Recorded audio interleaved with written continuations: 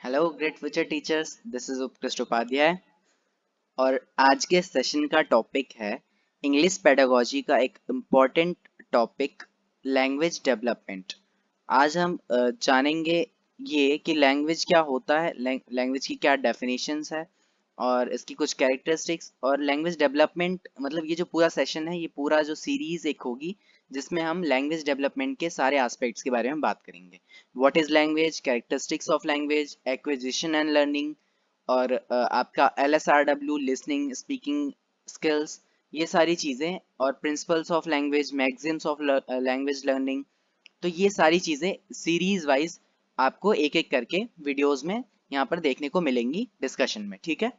तो आज के इस सेशन में हम सिर्फ डिस्कस करेंगे क्या चीज़ें, व्हाट इज लैंग्वेज, लैंग्वेज के कुछ फैक्ट्स, ठीक है। Then characteristics of language, language की क्या कैरेक्टरिस्टिक्स हैं, और उसके बाद कुछ इंपॉर्टेंट PYQs जो हमारे प्रीवियस ईयर क्वेश्चंस हैं, लास्ट प्रीवियस ईयर्स में जो आए हुए हैं, कुछ क्वेश्चंस को डिस्कस करेंगे आज, ठीक है। आज के सेशन में हम इतनी बात करने वाले हैं। तो चलिए शुरू करते हैं बिना देर किए। सबसे पहले हम जानेंगे व्हाट इज लैंग्वेज, लैंग्वेज है क्या। तो भाषा जो है, एक जर्नल अगर हम डेफिनेशन की बात करें तो जनरली डेफिनेशन क्या होती है उसकी, the system of sounds and writing that human being use to express their thoughts, ideas and feelings, ठीक है। भाषा जो है वो एक सिस्टम है साउंड्स और राइटिंग का, ठीक है। एक राइटिंग का सिस्टम है जिसको कौन यूज करता है, हम ह्यूमन बीइंग्स यूज करते हैं अपने थॉट्स और आइडियाज और फीलिंग्स को रिप्रेजेंट करने के लिए, अपने इमोशंस को, अपनी फीलिंग्स को रिप्रेजेंट करते हैं, एक से दूसरे व्यक्ति तक पहुंचाती हैं, ठीक है। तो एक जर्नल मीनिंग है लैंग्वेज का, यानी generally language is what, language is a meaning, language is a medium of communication, ठीक है। बट लैंग्वेज जो है वो सिर्फ एक मीडियम ही नहीं है, इससे ज्यादा, मतलब इससे बहुत कुछ है लैंग्वेज, इससे ज्यादा। लैंग्वेज के बहुत सारे फंक्शंस हैं, जैसे ये आपस में कोलैबोरेशन में हेल्प करती है, और हमें मतलब एक सोशलाइजेशन की प्रोसेस में हेल्प करती है। लैंग्वेज के थ्रू ही हम अपनी जो हिस्ट्री है उसको सेव करके रख पाते हैं। लैंग्वेज के थ्रू ही अपना जो नॉलेज है वो हम अपने फ्यूचर में जो हमारी जनरेशन होगी उसको प्रोवाइड करा पाएंगे। तो लैंग्वेज की बहुत सारी वास्ट फंक्शंस हैं, ठीक है। लैंग्वेज सिर्फ एक मीडियम ऑफ कम्युनिकेशन ही नहीं है, इसके बहुत सारे वास्ट फंक्शंस भी हैं, ठीक है।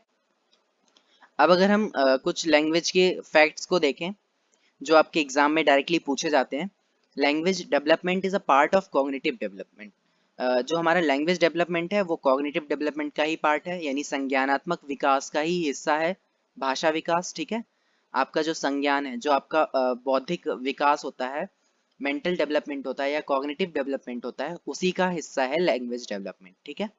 और एक चीज आपको और ध्यान रखनी है, जो लैंग्वेज डेवलपमेंट होता है वो हमारे ब्रेन के कौन से हिस्से में होता है, कौन से पार्ट में, तो ये है लेफ्ट पार्ट, ठीक है। लेफ्ट हेमिस्फेयर जो होता है हमारे ब्रेन का, वो होता है, उसको हम कहते हैं लॉजिकल ब्रेन, लॉजिकल ब्रेन भी कहा जाता है, ठीक है। लेफ्ट ब्रेन को लॉजिकल ब्रेन भी कहते हैं, और ये रेस्पॉन्सिबल होता है लैंग्वेज डेवलपमेंट के लिए। इसमें एनालिटिकल थिंकिंग और नंबर और ये सारी चीजें भी आती हैं। और जो इसी के साथ जो राइट पार्ट होता है, ब्रेन का जो राइट पार्ट होता है उसको क्रिएटिव ब्रेन कहते हैं, क्रिएटिव ब्रेन, जो इमेजिनेशन या डे ड्रीमिंग, इन सारी चीज़ों के लिए रिस्पॉन्सिबल होता है, ठीक है। उसके बाद लैंग्वेज जो है सोशलाइजेशन के लिए हेल्पफुल है, उसमें हेल्प करता है, ये मैंने आपको बता ही दिया। लैंग्वेज डेवलपमेंट जो होती है वो बर्थ से ही स्टार्ट हो जाती है, ठीक है। अगर आपसे पूछा जाए कि लैंग्वेज डेवलपमेंट कब स्टार्ट होती है, तो जैसे हमारा सोशलाइजेशन बर्थ से ही स्टार्ट हो जाता है, उसी तरीके से जो लैंग्वेज का डेवलपमेंट है वो बर्थ से स्टार्ट होता है और धीरे धीरे करके उसका डेवलपमेंट होता है। जैसे इसमें डॉक्टर स्मिथ हैं, उन्होंने ये बताया था कि जो जो बच्चा होता है वो सबसे पहले 3 वर्ड सीखता है, फिर 2 साल तक वो 272 वर्ड सीख जाता है, फिर 5 साल तक वो 2072 वर्ड सीख जाता है। ये डॉक्टर स्मिथ का रिसर्च थी जिसमें उन्होंने ये बात बताई थी, ठीक है। तो इस तरीके से जो बच्चा है वो बर्थ से लेके अपने आगे के स्टेजेस में धीरे धीरे करके लैंग्वेज सीखता चला जाता है। उसके बाद हिंदी और इंग्लिश जो दो लैंग्वेजेस हैं हमारी, वो अगर आपसे पूछा जाए कि कौन सी लैंग्वेज फैमिली से बिलोंग करते हैं, तो हिंदी और English Indo European language family से बिलोंग करती हैं, ठीक है। बहुत सारे तरीकों की लैंग्वेज हमारे वर्ल्ड मतलब पूरी दुनिया में यूज होती है, जगह जगह अलग अलग लैंग्वेज आपको देखने को मिल जाएंगी, बहुत सारे लैंग्वेजेस और डायलेक्ट्स आपको देखने को मिलेंगे। और इंडिया में भी बहुत सारे लैंग्वेज एंड डायलेक्ट्स हैं, क्योंकि यहाँ तो बहुत सारे अलग अलग स्टेट्स हैं। आप नॉर्थ में जाओगे आपको अलग लैंग्वेज मिलेगी, आप साउथ में जाओगे आपको अलग लैंग्वेज मिलेगी। तो इंडिया में अगर एक स्टैंडर्ड डाटा हम लेकर चलें तो मोर देन 1600 लैंग्वेजेस और डायलेक्ट्स बोले जाते हैं। जो स्टैंडर्ड कुछ बुक्स हैं उनके डाटा के हिसाब से ये डाटा है, ठीक है।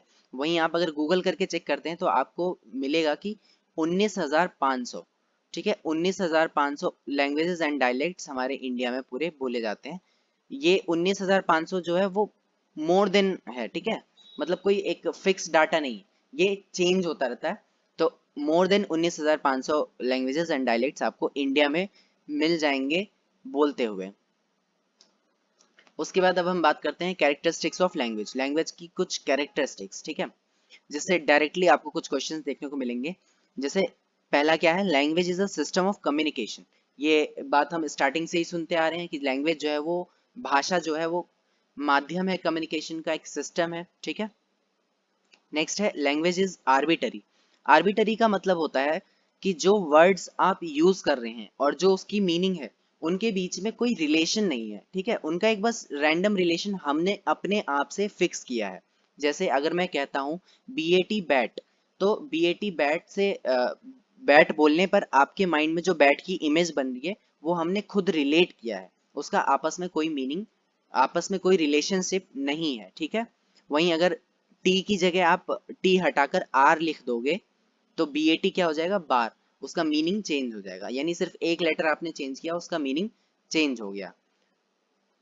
इस तरीके से एक एक एक वर्ड से आपका मीनिंग चेंज हो जाएगा। तो वो जो मीनिंग होता है और जो वर्ड होता है उनके बीच में कोई रिलेशन नहीं होता, ठीक है, ये बात आपको ध्यान रखनी है। इसमें लास्ट ईयर क्वेश्चन 2009 में इसका क्वेश्चन भी आया हुआ था, डायरेक्ट डायरेक्ट क्वेश्चन आया हुआ था कि language is arbitrary means, language अगर आर्बिटरी है तो वो उसका क्या मतलब है। तो उसका मतलब यही है कि जो वर्ड्स हैं और जो उसकी मीनिंग है उसके बीच में कोई रिलेशनशिप नहीं है, ठीक है, या कहें एक रैंडम रिलेशनशिप है जो हमने खुद जनरेट की है। देन है लैंग्वेज इज चेंजेबल या फिर डायनेमिक एंड सिंबॉलिक। लैंग्वेज जो होता है वो चेंजेबल है और सिंबॉलिक है।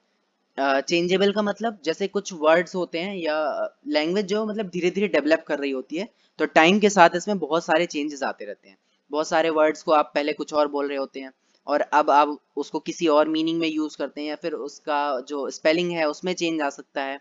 तो ये जो लैंग्वेज है वो डायनेमिक है, आपको जगह जगह चेंजेस देखने को मिल सकते हैं। और सिंबॉलिक का क्या मतलब होगा, सिंबॉलिक मतलब अलग अलग लैंग्वेजेस की अपनी अलग अलग सिंबल्स होती हैं। जैसे अगर हिंदी की बात करते हैं तो हिंदी की अपनी सिंबल्स हो गई, का हो गया, या ABCD हो गया। इस तरीके से अलग अलग लैंग्वेज के अलग अलग सिंबल्स आपको देखने को मिल सकते हैं। तो लैंग्वेज क्या है, सिंबॉलिक है, ठीक है। देन नेक्स्ट पॉइंट क्या है, लैंग्वेज इज कन्वेंशनल। कन्वेंशनल का मतलब होता है पारंपरिक। पारंपरिक मतलब जो चीज चलती आ रही है, मतलब पहले भी वही थी, अब भी वही चीज चलती आ रही है। तो जैसे आपके फादर जो लैंग्वेज यूज करते थे या फिर जो आपके पूर्वज लैंग्वेज यूज करते थे, आप भी उन्हीं उसी एक बेसिक लैंग्वेज को आज भी यूज कर रहे हैं। बट बस आपको चेंज क्या देखने को मिल सकता है कि वहां पे आपको कुछ वर्ड्स का चेंज देखने को मिल सकता है या कुछ बेसिक चेंजेस देखने को मिल सकते हैं, क्योंकि लैंग्वेज जो है वो चेंजेबल है, डायनेमिक है। तो आपको कुछ चेंजेस देखने को मिल सकते हैं, बट जो एक बेसिक लैंग्वेज है वो आपको वही सेम देखने को मिलेगी। तो इसलिए कहा गया है कि लैंग्वेज जो है वो कन्वेंशनल है या फिर पारंपरिक है, यानी जो सदियों से जो मतलब बहुत टाइम से यूज होती आ रही है वही चीज लैंग्वेज है। उसके बाद नेक्स्ट पॉइंट है लैंग्वेज इज सोशल फिनोमिना। ये हम पहले भी डिस्कस कर चुके हैं कि लैंग्वेज जो है एक सामाजिक प्रक्रिया है, सामाजिक फिनोमिना है। Then language is systematic system. Language जो है वो एक कॉम्प्लेक्स सिस्टम है, ठीक है। लैंग्वेज में आपको बहुत सारी चीजें सीखने को, जानने को, समझने को, देखनी पड़ती हैं, सुननी पड़ती हैं। जैसे वहाँ पे मतलब कई तरह के लेवल्स होते हैं कुछ, जैसे सबसे पहले वर्ड्स हो गया, फिर सेंटेंसेस हो गए, फिर पैराग्राफ्स हो गया, या फिर स्टोरी हो गई। तो इस तरीके से जो एक लैंग्वेज है वो पूरा एक सिस्टम बना हुआ है, ठीक है, जिसको आपको सीखना होता है या जब आप उसको यूज करते हैं। नेक्स्ट पॉइंट है हमारा language is productive and creative. Language जो है वो प्रोडक्टिव है एंड क्रिएटिव है। तो ये कुछ कैरेक्टरिस्टिक्स थी लैंग्वेज की, जिसको आपको ध्यान में रखना है। स्टार्टिंग के 4 पॉइंट्स तो ज़्यादा इंपॉर्टेंट है, उसके बाद भी ये उसके बाद के कैरेक्टरिस्टिक्स भी आपको ध्यान में रखनी है, ठीक है। अब ये क्वेश्चन देखते हैं हम एक। At primary level literature is helpful in developing language of learner. एक प्राइमरी लेवल पे लिटरेचर हेल्पफुल है, लैंग्वेज डेवलपमेंट में लिटरेचर कैसे हेल्पफुल है, ठीक है। ऑप्शंस हैं, it encourages the learner to complete worksheet, यानी लर्नर को वर्कशीट कंप्लीट करने में हेल्प करता है वो लिटरेचर। या फिर लिटरेचर जो है वो एक ऑथेंटिक मटेरियल है जिसमें बहुत सारे एस्पेक्ट्स कवर हो जाते हैं, जिससे आप बहुत सारे एस्पेक्ट्स में लैंग्वेज को सीख सकते हैं। थर्ड ऑप्शन है, it develops teachers interpretative creative and critical abilities. जो लिटरेचर है वो आपके टीचर्स का क्रिएटिव और क्रिटिकल एबिलिटीज को बढ़ाता है। देन फोर्थ ऑप्शन है, it is a good basis for the only expansion of vocabulary. या फिर लिटरेचर जो है वो सिर्फ आपकी वोकेबुलरी को बढ़ाता है। तो यहाँ पर जो बेस्ट ऑप्शन है वो है सेकेंड ऑप्शन। सेकेंड इसका आंसर है कि जो लैंग्वेज जो लिटरेचर है वो सिर्फ आपको वर्कशीट पूरी करने में हेल्प नहीं करेगा, या फिर वो सिर्फ आपकी वोकेबुलरी को नहीं बढ़ाएगा, या फिर वो सिर्फ टीचर के लिए हेल्पफुल नहीं है, वो बच्चे के लिए भी हेल्पफुल है, क्योंकि क्योंकि उसमें बहुत सारे एस्पेक्ट्स होते हैं, वो बहुत सारे एस्पेक्ट्स को कवर करता है, जिससे बच्चे का जो लैंग्वेज है वो डेवलप होता है, ठीक है। तो इसलिए इसका आंसर होना चाहिए second, it is an authentic material covering various generous. ये सीटेट 2019 दिसंबर का क्वेश्चन है। नेक्स्ट क्वेश्चन देखते हैं एक और। लैंग्वेज आर्बिटरी मीन्स, ये क्वेश्चन अभी हम डिस्कस कर रहे थे, सेम वही क्वेश्चन है जो सीटेट दिसंबर 2019 का है, लास्ट टू लास्ट ईयर, ठीक है। तो इसका ऑप्शन फोर्थ होगा, there is no relation between the words of language and their meaning. जो वर्ड्स होते हैं लैंग्वेज के और उनकी जो मीनिंग होती है उनके बीच में कोई रिलेशन नहीं होता। थर्ड ऑप्शन देखिए, यहाँ पर कह रहा है कि स्ट्रॉन्ग रिलेशन होता है, बिल्कुल नहीं। It is based on valid reason and not on chance, ये भी ऑप्शन नहीं होगा। Something is determined by judgement, तो क्लियरली यहाँ पर आर्बिटरी का मतलब अगर आपको पूछता है तो आर्बिटरी का मतलब यही है कि उनके वर्ड्स और उनकी मीनिंग के बीच में कोई रिलेशनशिप नहीं है, ठीक है। नेक्स्ट क्वेश्चन देखते हैं। In a constructivist classroom, language learning would most importantly be based on constructivist classroom। देखिए, जब बात हो कंस्ट्रक्टिविस्ट की, तो कंस्ट्रक्टिविस्ट किस चीज से, इससे आपको क्या समझ में आता है? मतलब कुछ कंस्ट्रक्ट करना, कुछ बनाना, ये होता है कंस्ट्रक्टिविस्ट, ठीक है। तो कंस्ट्रक्टिविस्ट में जो है ये मीनिंग मेकिंग पे फोकस किया जाता है, ठीक है। किसी चीज की आपको मीनिंग समझ में आनी चाहिए, ना कि वो रट्टे लगाने हैं, तो ये होता है कंस्ट्रक्टिविस्ट का मतलब। या फिर आप कुछ सीख रहे हैं और गलतियां कम कर रहे हैं, ये होता है कंस्ट्रक्टिविस्ट का मतलब, ठीक है। तो ये आपको ध्यान रखना है कंस्ट्रक्टिविस्ट, क्योंकि मैंने जो PYQs अगर आप उठाकर देखेंगे तो वहां पर आपको पता चलेगा कि कंस्ट्रक्टिविस्ट वर्ड का यूज करके वहां पे बहुत सारे क्वेश्चंस आपको देखने को मिल जाएंगे। बस जो क्वेश्चन होगा उसको तोड़ मड़ोड़ के कुछ एक अलग तरीके से आपके सामने रिप्रेजेंट कर दिया जाएगा। इसलिए कंस्ट्रक्टिविस्ट का मीनिंग आपको क्लियर होना चाहिए कि कुछ बनाना, कुछ क्रिएट करना, या फिर मीनिंग मेकिंग, या फिर आप कुछ सीख रहे हैं और गलतियां कम कर रहे हैं, ये होता है कंस्ट्रक्टिविस्ट का मतलब। तो ऑप्शंस क्या है? Carefully completing the language syllabus, या फिर group discussion, peer interaction, minute observation and record of each child handwriting, या फिर correction of spelling error and making sure that they are not repeated. आप language का syllabus complete करा रहे हैं, उससे कोई मतलब नहीं बच्चों को, बच्चों को सिर्फ सीखने से मतलब है, मतलब उनका ज्ञान बढ़ना चाहिए, आपका सिलेबस कंप्लीट हो या ना हो, उनका जो लैंग्वेज सीखने का उनको जो लैंग्वेज है वो ज़्यादा बेहतर तरीके से सीखनी चाहिए, मतलब उनको आनी चाहिए। या फिर आप उनकी हैंड राइटिंग का रिकॉर्ड रख रहे हो, उससे भी कोई फायदा नहीं है। तो इसका जो फोर्थ ऑप्शन है वो है एकदम करेक्ट ऑप्शन, कि correction of spelling errors and making sure that they are not repeated. यानी जो करेक्शंस हैं आप उसको चेक कर रहे हो और ये देख रहे हो कि वो गलतियां दोबारा ना हो, ठीक है। यही जो है वो कंस्ट्रक्टिविस्ट क्लासरूम का कैरेक्टरिस्टिक्स है, ठीक है। नेक्स्ट क्वेश्चन देखते हैं। The purpose of continuous and comprehensive evaluation, यानी CCE in language. The purpose of CCE in language, CCE का लैंग्वेज में क्या पर्पज है, ठीक है। CCE क्या है? इवेल्युएशन की एक प्रोसेस है। इवेल्युएशन का मतलब क्या होता है ये आपको समझ में पहले ध्यान में रखना चाहिए, कि अगर क्वेश्चन इवेल्युएशन के बारे में, तो इवेल्युएशन का मतलब है कि आप बच्चे की जो अचीवमेंट है उसको मेजर करना चाहते हो, है ना। आप ये जानना चाहते हो कि बच्चे ने अभी तक क्या सीखा है या कितना सीखा है। तो ये हो गया इवेल्युएशन का मतलब। ऑप्शंस देखते हैं। To assess the level of competencies achieved by the children, to assess the student understanding of textbook, to assess their learning gaps, या to give regular test। तो इवेल्युएशन का मतलब ये नहीं होगा कि आप उनको रेगुलर टेस्ट दे रहे हैं, या फिर ये भी नहीं होगा कि आप ये देखना चाहते हैं कि बच्चे को टेक्स्ट बुक कितनी आसानी से या कितनी ज्यादा समझ में आ रही है। ये हो सकता है कि आप उनकी लर्निंग गैप्स को जानना चाह रहे हो या फिर उनकी अचीवमेंट को जानना चाह रहे हो। तो इवेल्युएशन का जो मतलब है वहां पर ज्यादा इंपॉर्टेंस किस चीज की है कि आप उस बच्चे की अचीवमेंट को जानना चाह रहे हैं कि बच्चे ने कितना ज्यादा अचीव किया। ये होता है इवेल्युएशन का मतलब। इसलिए इस क्वेश्चन का जो करेक्ट ऑप्शन होना चाहिए वो क्या होगा, फर्स्ट ऑप्शन, कि to assess the level of competencies achieved by the children. ठीक है। अगर ये ऑप्शन फर्स्ट ऑप्शन नहीं होता और थर्ड ऑप्शन होता तो आप इसके साथ जाते कि to assess their learning gaps, उनकी लर्निंग गैप्स को जानना या उनकी कमियों को जानना, कहाँ वो गलतियां कर रहे हैं। ये हो सकता है इवेल्युएशन का मतलब। लेकिन यहाँ पर जो फर्स्ट प्रायोरिटी इवेल्युएशन का जो मतलब है वो क्या है, बच्चे की अचीवमेंट जानना कि बच्चे ने कितना अचीव किया है। ठीक है। नेक्स्ट क्वेश्चन देखते हैं। While designing a working activity for language class, a teacher should most importantly focus on। एक वर्किंग एक्टिविटी डिजाइन कर रहा है टीचर, ठीक है। तो अब उसको डिजाइन करते वक्त दिमाग में क्या क्या बातें ध्यान में रखनी चाहिए। Assigning an authentic piece of writing task, मतलब टीचर एक बढ़िया सा काम दे देगा भाई आपको बच्चों को कि बच्चे इस चीज के बारे में लिख के लेके आना आप। या फिर choosing a topic from their surrounding, या फिर टीचर को उनकी सराउंडिंग से टॉपिक देना चाहिए कि बच्चों आज आपको ट्री के बारे में लिख के लेके आना है, या फिर अपने माई स्कूल के बारे में लिखना है, या फिर फादर के बारे में लिखना है। तो इस तरीके के सराउंडिंग से टॉपिक देने चाहिए। या फिर giving clear instructions for the task, जो टास्क आप दे रहे हैं उसके लिए इंस्ट्रक्शंस क्लियरली होनी चाहिए। या फिर फोर्थ ऑप्शन क्या है, providing all the necessary vocabulary required for the task. भाई टीचर ने आपको काम दे दिया और बहुत सारे वर्ड्स दे दिए कि बच्चे इन वर्ड्स से आपको ये चीजें, ये वर्ड्स मैं आपको दे रही हूँ और आपको ये काम पूरा करके लेके आना है। तो इस क्वेश्चन से एक बात निकल के आती है कि आपको एक चीज ध्यान में रखनी है, जो लर्निंग की जो प्रोसेस है वो सबसे ज्यादा अच्छे तरीके से कब होती है, जब बच्चा उसको अपनी सराउंडिंग से जोड़ के देखता है। नोन टू अननोन का मैक्सिम है जो हम आगे अभी डिस्कस करेंगे मैगजीन्स ऑफ लर्निंग में।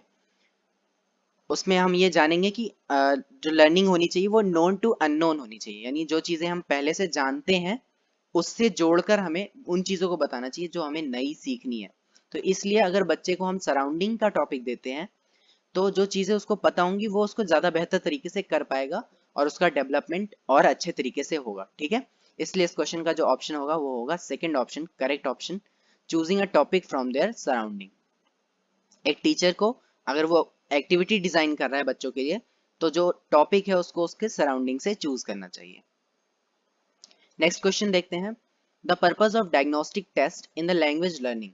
अब जैसे ही इवेल्युएशन का जो अभी मैंने आप डिस्कस किया था लास्ट क्वेश्चन इवेल्युएशन के बारे में, वैसे ही ये है डायग्नोस्टिक टेस्ट। टेस्ट हो या इवेल्युएशन टेस्ट हो, इन सारी चीजों का जो एक पर्पज है वो क्या होता है वो मैंने भी आपको डिस्कस किया कि इसका पर्पज अचीवमेंट को मेजर करना होगा कि बच्चे ने कितना अचीव किया, या फिर लर्निंग गैप्स को देखना होगा कि कितनी लर्निंग गैप्स, मतलब कहाँ कमी रह गई है या कहाँ सुधार की जरूरत है।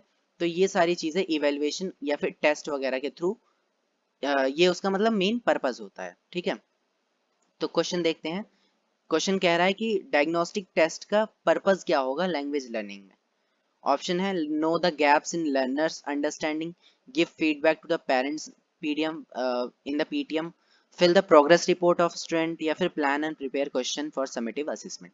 तो अभी मैंने जो चीजें आपको बताई वही ध्यान में रखनी है कि जो टेस्ट है उसका मकसद ये नहीं होगा कि हम पेरेंट्स को बताएं कि पीटीएम में भाई बच्चा इतना ये चीज कर रहा है या इतना ये कर रहा है, या फिर वो उनकी रिपोर्ट को फिल कर रहे हैं या फिर क्वेश्चन पेपर बना रहे हैं।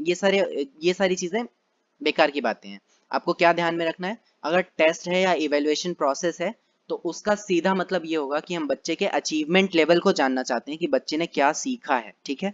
या फिर कहाँ वो कमियां रह रही हैं या कहाँ पर कुछ सुधार की जरूरत है। तो ये सारी चीजें जो है ये पर्पस होते हैं इवेल्युएशन के या फिर टेस्ट वगैरह के। तो इसका जो बेस्ट ऑप्शन होगा वो फर्स्ट ऑप्शन होगा, नो द गैप्स, ये नो होगा यहाँ पे, no the gaps in the learners understanding, यानी जो लर्नर, जो बच्चा है या जो लर्नर है उनके अंडरस्टैंडिंग में कहाँ पर कमी रह रही है, कहाँ पर गैप्स रह रहे हैं, उस चीज को जानना पर्पस होगा डायग्नोस्टिक टेस्ट का। ठीक है, ये बात आप समझ गए, इसका ऑप्शन आंसर होगा फर्स्ट आंसर।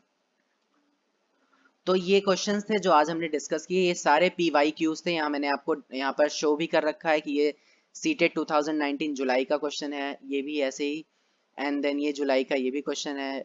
तो ये सारे जितने क्वेश्चंस हमने आज डिस्कस किए, ये सारे PYQs थे। टॉपिक को समझने से ज़्यादा ज़रूरी है आप उनके क्वेश्चंस को रिवाइज करें, इसलिए इस वीडियो को पूरा देखना और समझना बहुत ज़्यादा ज़रूरी है।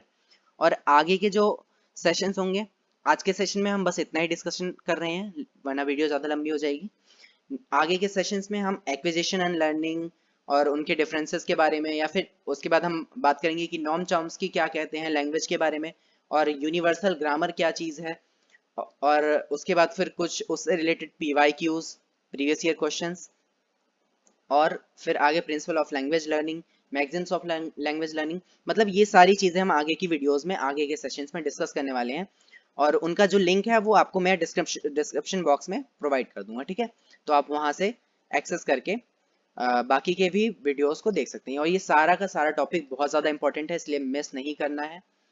तो तब तक पढ़ते रहिए, समझते रहिए, और जो पूरा सेशन है इसका जो PDF नोट्स है वो आपको मेरे टेलीग्राम चैनल पे मिल जाएगा, और टेलीग्राम चैनल का लिंक आपको डिस्क्रिप्शन में मिल जाएगा। ठीक है, वहां से आप एक्सेस कर सकते हैं। और होप आपको ये सेशन पसंद आया होगा, तो प्लीज़ वीडियो को लाइक ज़रूर कीजिएगा और शेयर भी कीजिएगा, और अगर पहली बार चैनल देख रहे हैं तो चैनल सब्सक्राइब भी ज़रूर कर लीजिएगा। तब तक के लिए अपना ख्याल रखिए, bye bye, have a good day.